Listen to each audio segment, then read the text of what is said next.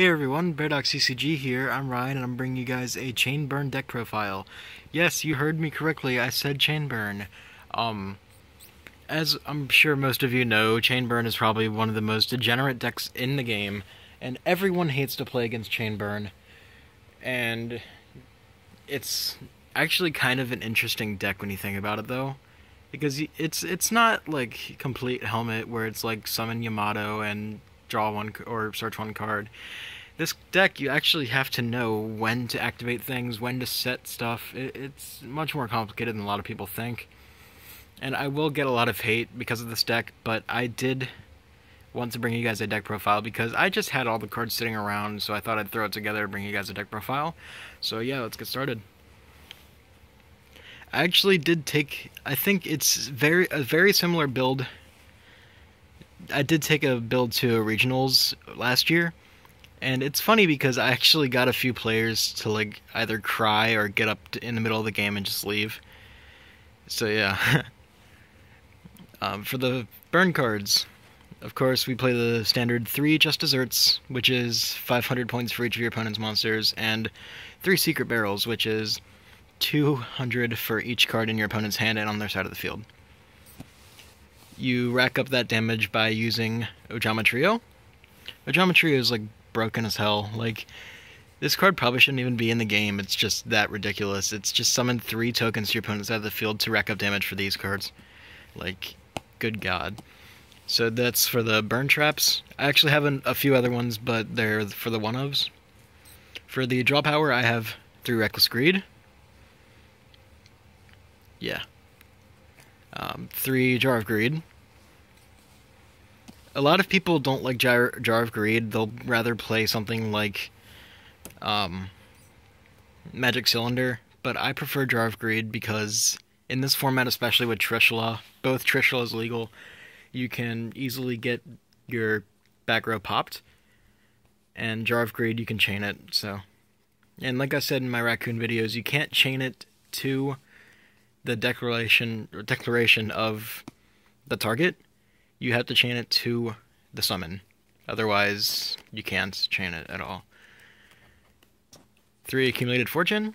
This card's great because it's just a +2 for whatever chain you have. And it's amazing because, like, just, I guess it's a +1 actually, but it's amazing. It just sits there basically.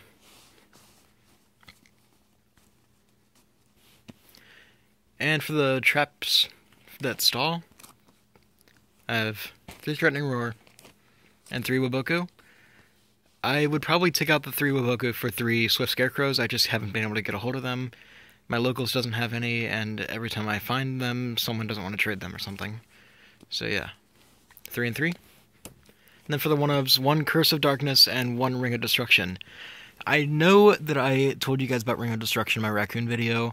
It's basically for each time a spell is activated, the controller of the spell pays 1,000 as cost. And then Ring of Destruction is just Ring of Destruction, you all know that.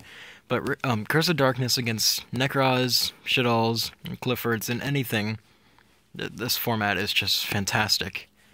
And you don't play many spells in this deck. Speaking of spells, onto the spells, we have 3 Pot of Duality because I never special summon, of course. And yeah, just free search basically. 2 Chain Strikes for the extra chain and extra damage. 1 Day of Peace, Scapegoat, and Temple of the Kings. So, some people don't like Temple of the Kings because of its new errata. It's still a good card because you just, like, during your turn, set Ojama Trio, activate Ojama Trio. It's still a really good card even though it can only be used once per turn, basically. For Scapegoat, you just need that extra protection sometimes, and it's good for just linking up your chain because it's a quick play. And 1 Day of the Peace, it's broken, like, just activate it and then pass for turn, because you don't have to set anything, so your opponent doesn't MST anything, so it's really good. And for the monsters, 1 Lava Golem, I would probably take out the Curse of Darkness or something for a second one, especially because Towers Turbo is a huge problem in this format, and this gets over towers. This actually gets over towers because you don't target towers. It's unaffected, or it this doesn't affect towers in any way other than you just tributing it, basically. 3 card car, because you need that draw power and you have protection in the back row anyway, so you're leaving yourself open for no reason other than just to draw. And then the 3 battle faders. Like I said, I would rather have the 3 Swift Scarecrows because you have a lot of like negation traps, like Solemn Warning and everything to stop your battle fader, but Swift Scarecrow doesn't matter. So yeah, changes I would probably make, like I said, are the Swift Scarecrow, and I don't have a side deck for you guys, and one thing I would side definitely is 3 MSTs, because your opponent will probably side out something to bring in Royal Decrees or something, and maybe even Solemn Warning and Trestle Tribute. Not even Trestle Tribute, just Solemn Warning in general, because if they summon Denko, you're done, and you need that Solemn for Denko.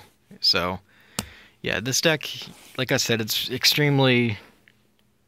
no one likes to play this against this deck, but it's a really cool, really fun deck sometimes.